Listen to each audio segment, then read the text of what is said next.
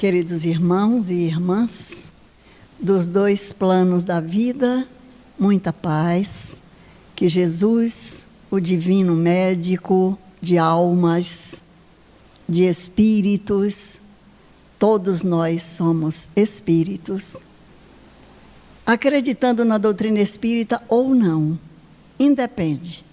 Todos nós, seres humanos, somos espíritos. A maior parte dessa assembleia se encontra no mundo espiritual. Mas eles se fazem presentes aqui, agora, num espaço que vai para além dessas paredes.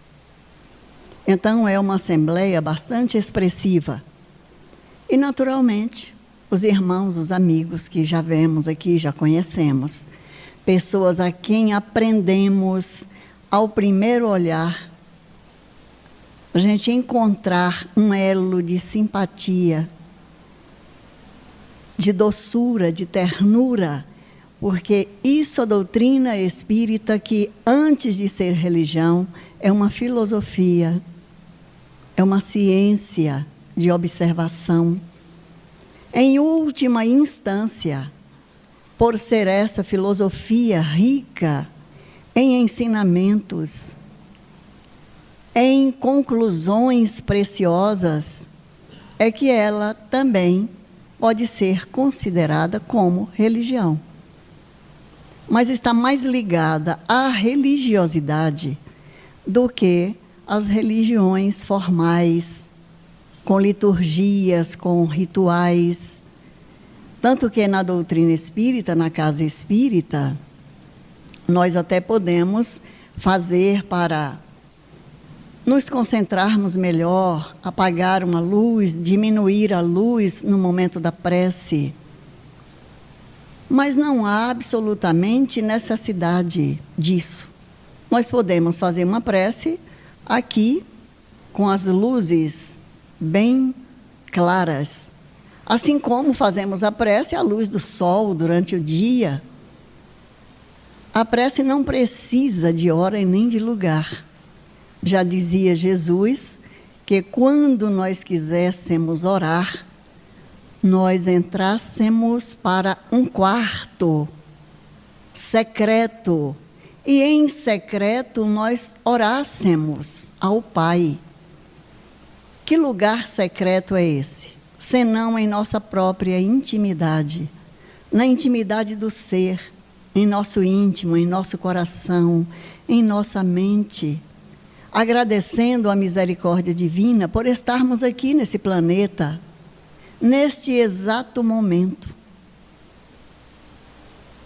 nesse exato lugar, na família que estivermos, nas condições que estivermos, agradeçamos a Deus, porque Deus é nosso Pai, é nosso Criador. Não é somente de uma raça ou de outra. Deus é o Criador do universo, de tudo que existe. Universo esse que nós não temos ideia. Os cientistas estão a descobrir sempre mais e mais novas estrelas, novos planetas, novas informações. Nós outros aqui na doutrina espírita estamos sempre aprendendo um pouco mais.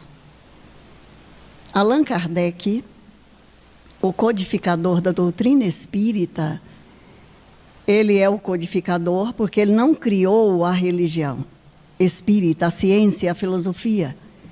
Ele organizou os estudos, os questionamentos que eram feitos, porque havia grupos de pessoas com muita sensibilidade, por isso mesmo chamada médiuns.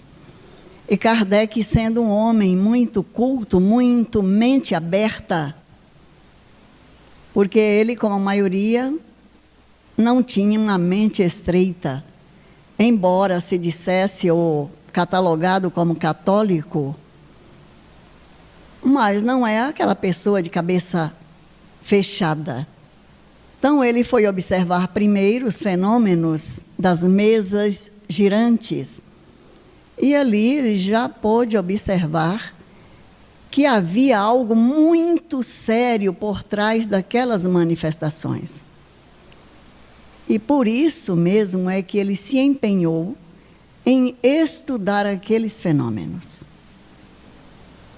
Através da mediunidade, os espíritos, que são as vozes de Deus, ressoando por toda parte, vêm trazer para nós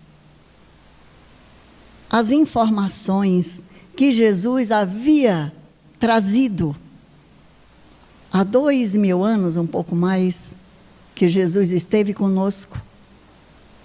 Mas não entendemos direito naquele tempo. Então Jesus se faz presente para reafirmar o seu evangelho de amor.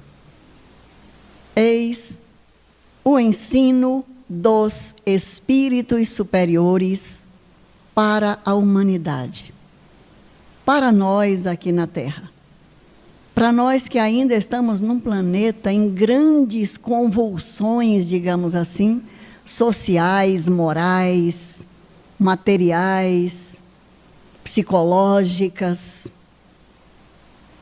Estamos em grande conflito ainda. Mas as coisas estão se acertando. Não tenhamos dúvidas disso. Assim como nós não sabemos o que vai acontecer conosco daqui a 1 minuto para frente, também não podemos afirmar que tudo está perdido, de modo algum. Não nos deixemos levar pelo desânimo. Estejamos confiantes na providência divina e façamos aquele trabalho íntimo que nos compete realizar conosco. Porque este é o tema, como disse a Nazaré, autolibertação. Alguém chega e diz, eu preciso ser liberto.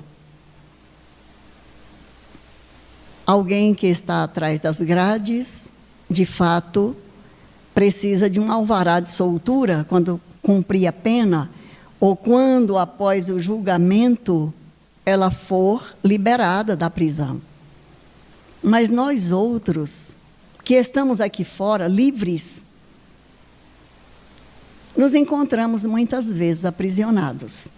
Mas para não perdermos a lição, porque nesse livro maravilhoso, Fonte Viva, é uma coleção de Emmanuel, o mentor espiritual do nosso querido Chico Xavier. Ele traz anotações, fragmentos do Evangelho de Jesus, dos ensinamentos do Mestre, das cartas de Paulo, o apóstolo, e com esses fragmentos, Emmanuel vai nos trazer esclarecimentos preciosos. Então, a lição da noite de hoje é exatamente esta aqui que nós vamos ler. Autolibertação. Nada trouxemos para este mundo e manifesto é que nada podemos levar dele. Paulo, na primeira carta que ele escreveu para o jovem Timóteo, capítulo 6, versículo 7. Agora é a lição de Emmanuel sobre essa passagem. Se desejas emancipar a alma das grilhetas escuras do eu, começa o teu curso de autolibertação, aprendendo a viver como possuindo tudo e nada tendo, com todos e sem ninguém. Se chegaste à terra na condição de um peregrino necessitado de aconchego e socorro, e se sabes que te retirarás dela sozinho, resigna-te a viver contigo mesmo, servindo a todos, em favor do teu crescimento espiritual para a imortalidade. Lembra-te de que, por força das leis que governam os destinos, cada criatura está ou estará em solidão a seu modo, adquirindo a ciência da autossuperação. Consagra-te ao bem, não só pelo bem de ti mesmo, mas, acima de tudo, por amor ao próprio bem. Realmente grande é aquele que conhece a própria pequenez ante a vida infinita. Não te imponhas deliberadamente, afugentando a simpatia. Não dispensarás o concurso alheio na execução de tua tarefa. Jamais suponhas que a tua dor seja maior que a do vizinho ou que as situações do teu agrado sejam as que devam agradar aos que te seguem. Aquilo que te encoraja pode espantar a muitos, e o material de tua alegria pode ser um veneno para teu irmão. Sobretudo, combate a tendência ao melindre pessoal com a mesma persistência empregada no serviço de higiene do leito em que repousas. Muita ofensa registrada é peso inútil ao coração. Guardar o sarcasmo ou o insulto dos outros não será o mesmo que cultivar espinhos alheios em nossa casa? Desanuvia a mente cada manhã e segue para diante, na certeza de que acertaremos as nossas contas com quem nos emprestou a vida e não com os homens que a malbaratam. Deixa que a realidade te auxilie a visão e encontrarás a divina felicidade do anjo anônimo que se confunde na glória do bem comum. Aprende a ser só, para seres mais livre no desempenho do dever que te une a todos, e de pensamento voltado para o amigo celeste que espousou o caminho estreito da cruz. Não nos esqueçamos da advertência de Paulo, quando nos diz que, com alusão a quaisquer patrimônios de ordem material, nada trouxemos para este mundo, e manifesto é que nada podemos levar dele. Meus amigos, fizemos esta leitura, repetindo, para não deixarmos escapar a essência da preciosa lição de Emmanuel. Observemos um médium como Chico Xavier, que renunciou a si próprio para trabalhar em benefício de todos nós, de encarnados e desencarnados. Porque essa insistência da espiritualidade superior com relação ao nosso próprio progresso, quando deveria ser mesmo do nosso próprio interesse. Mas parece que nós ficamos sempre adiando as coisas. Nesta encarnação, isso quando já conhecemos a doutrina espírita. Nessa encarnação, eu não vou fazer isso, eu vou deixar para a próxima. Mas quando será a nossa próxima encarnação? Onde ela ocorrerá? Teremos as mesmas condições de agora? Estaremos junto a esses familiares que hoje em dia nós achamos que eles são uma pedra no nosso sapato? Porque aqueles que convivem conosco, já nos diz André Luiz, também através de Chico Xavier, são as pessoas mais especiais. São exatamente aquelas pessoas que nós necessitamos para estarmos com elas e elas conosco. Quando o nosso filho diz assim, mas eu não pedi para nascer, a gente tem certeza que a gente não pediu para nascer, a gente suplicou à misericórdia divina que nos desse a oportunidade de estarmos onde estamos. E uma vez chegando onde nós estamos, nós começamos a reclamar. Nós trouxemos aqui, dessa lição ali de Emmanuel, ele colocou entre aspas, quando ele diz que o curso de autolibertação que todos nós precisamos começar a fazer, entre aspas, está aqui. Como possuindo tudo e nada tendo. Fecha aspas. A outra frase, com todos e sem ninguém.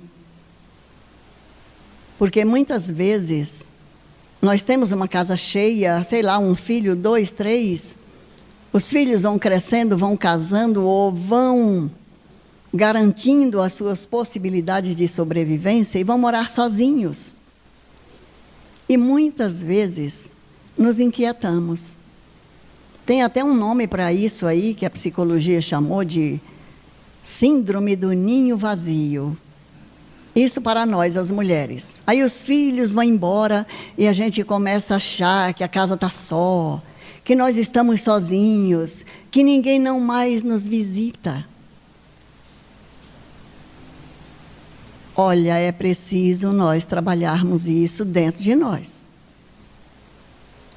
Porque também não é nada bom quando os filhos crescem, casam, descasam e voltam para dentro de casa, trazendo uma série de problemas, uma série de confusão.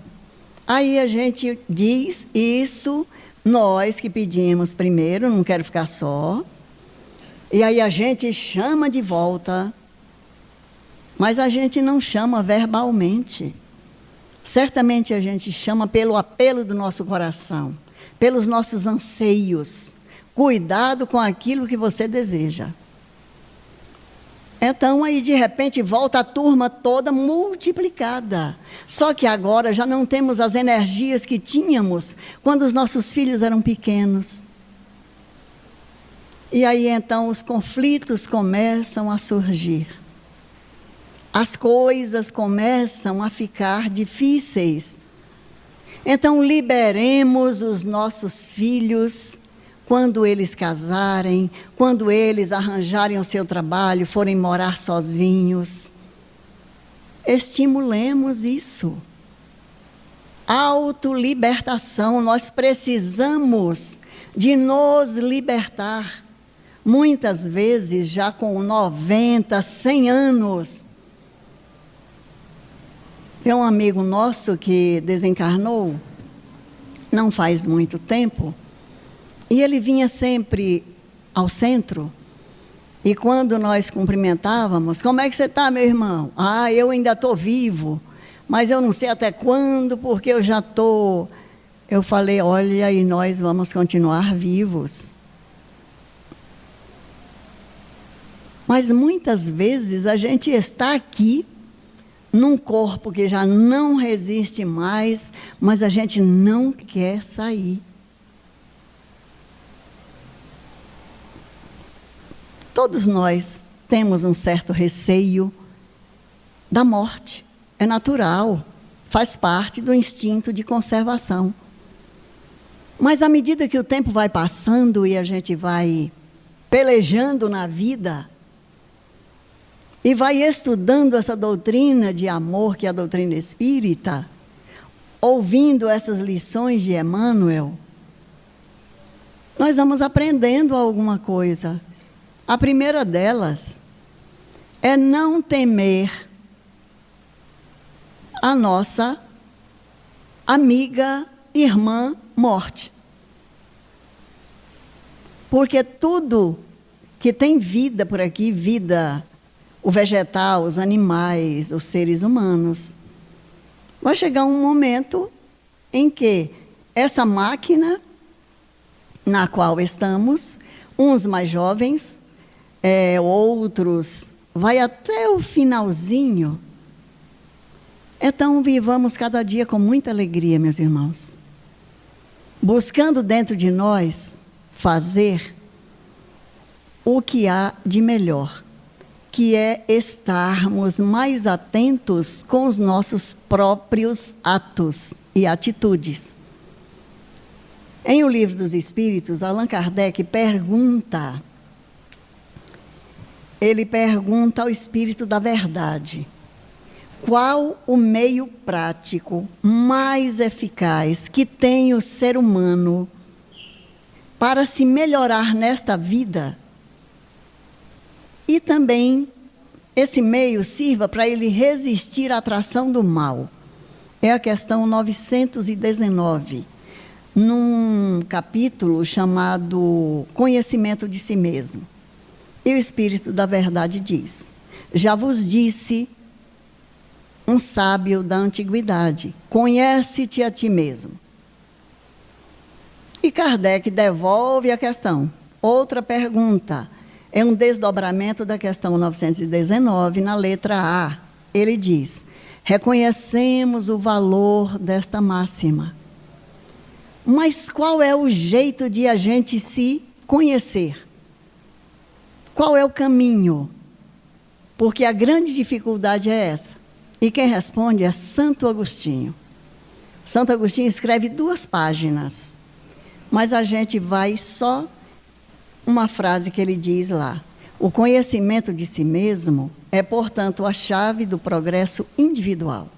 Ele fala do exame de consciência, que ao final de cada dia recomenda que todos nós façamos como ele, Agostinho, fazia quando esteve encarnado.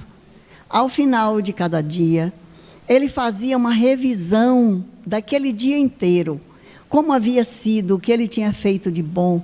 Ele tinha sido grosseiro com alguém, ele tinha sido maledicente, ele havia deixado de cumprir alguma tarefa pertinente à sua responsabilidade.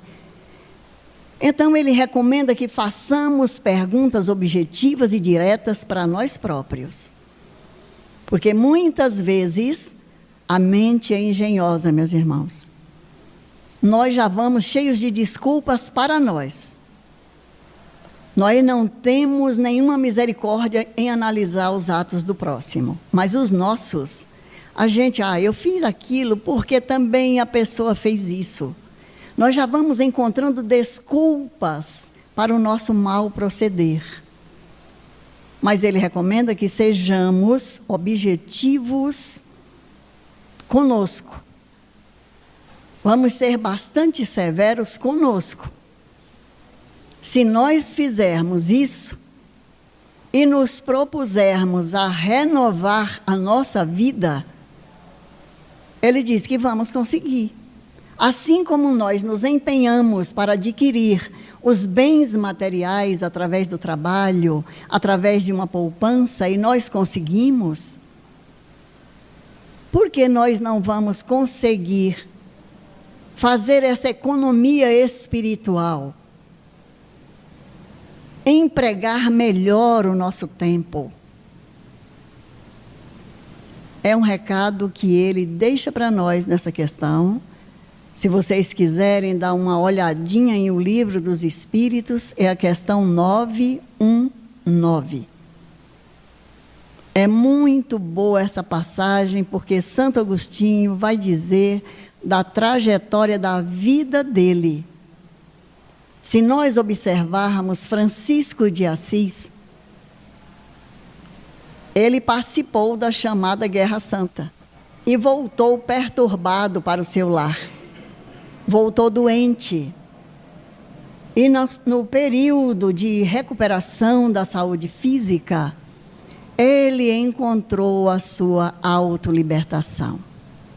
Ele viu que não precisava de muita coisa, porque ele ficou observando os pássaros, ele ficou observando a natureza. Então ele começou a fazer um trabalho, ele que era um jovem abastado, filho único, possuidor de muitos bens, porque quem tem pais ricos é um herdeiro de riquezas materiais. Mas ele dedicou-se a uma causa maior, que foi a causa do Cristo. Porque ele ouvia constantemente, na acústica da alma naquele questionamento, Francisco, reconstrói a minha igreja. E no afã de ele atender àquela súplica espiritual, ele reconstruiu as ruínas da igreja de São Damião. Um trabalho magnífico onde ele pôde ver, através daquele trabalho de reconstrução, jovens como ele também ajudando naquela tarefa. Mas as vozes continuavam: Francisco, reconstrói a minha igreja. E a igreja já construída, ele se perguntava: mas eu já fiz a igreja.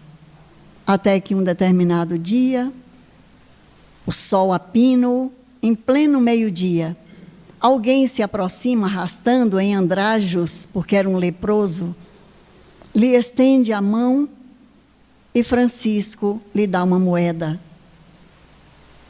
O leproso agradece e se afasta lentamente. Naquele momento, aquela voz se repete dentro dele: Francisco, reconstrói a minha igreja. E ele finalmente compreendeu a que igreja aquela voz se referia.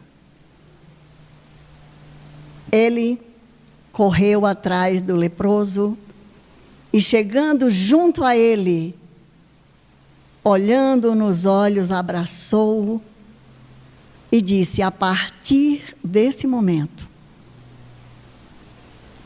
o meu trabalho será o da reconstrução da igreja do Pai, que é o próximo, que é o ser humano. E Francisco faz um trabalho belíssimo de reconstrução dentro da igreja espiritual, atendendo aos necessitados, de toda ordem, os leprosos, cegos, estropiados. É esse trabalho que engrandeceu. Por isso Emmanuel diz: o seu motivo de alegria pode ser o pavor de outra pessoa. Porque é tão bom quando a gente vem para o centro e alguém diz: para onde você vai? Você está se arrumando, você vai para onde? Ah, eu vou para o centro. De novo? Você virou barata de centro? Falei: olha, no centro até que tem umas baratas lá, mas não, a gente vai ao centro porque é muito bom. Mas a gente não pode exigir isso dos outros. A gente não pode exigir do filho, da filha, do marido, da esposa, do tio, da tia, de quem convive conosco. Então, estudemos a doutrina espírita. Que Deus nos abençoe, nos ampare e nos proteja. Muita paz.